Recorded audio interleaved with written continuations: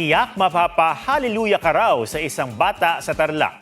Ang laman kasi ng kanyang bag, mini prosesyon ang ganap. Usuan na yan sa report ni Mariz Umali. Bag raid ba kamo? Game dyan ang 3 taong gulang na si Gabriel Gonzalez. Pero ibahin nyo ang laman ng kanyang bag.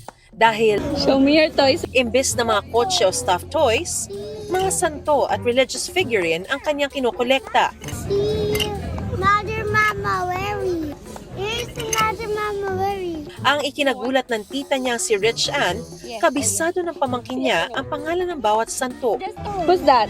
San Diego. Tingin nila na hubog ang interes ni Gabriel dahil sa madalas nilang pagdaan sa simbahan at pagsama sa mga prosesyon. Kaya naman maaga pa lang, blessed na ang vibes niya. Para sa kanyang ina, walang dapat ikabahala sa ganitong hilig.